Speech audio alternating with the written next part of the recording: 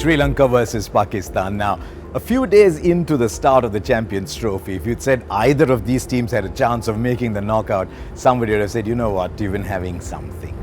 And yet, they've come back storming. They've come back purely on the strength of their cricket. Sri Lanka have come back on the strength of their batting through one of the most dramatic run chases you will see against India. Probably the run chase of the tournament until Bangladesh got that against New Zealand, but on a wonderful batting surface, but just the composure that the likes of Mendes and Gunatilaka, and then what is expected from Angelo Matthews and that dramatic finish from Asela Gunaratne. So Sri Lanka have batted their way into earning themselves an opportunity to make the semi-final.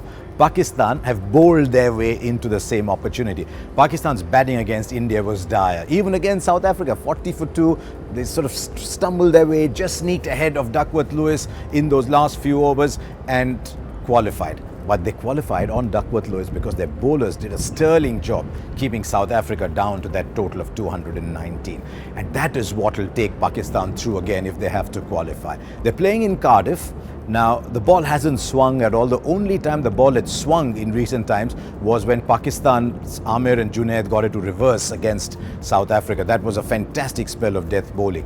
But it did reverse very briefly for Boult and Saudi. And what happened? Bangladesh 30 for 4. If there is swing, then I think Pakistan will be a handful. If it's a flat batting surface again in Cardiff, then Sri Lanka will fancy their chances. But I hope Sri Lanka have got enough people to put on the ground. I thought Kusal Perera was an excellent addition because you could just throw him in. I mean, Sri Lanka were a team of 10. You could have just thrown him in and he did what he wanted. He was a plus. But he's probably not going to be available. How fit is Matthews?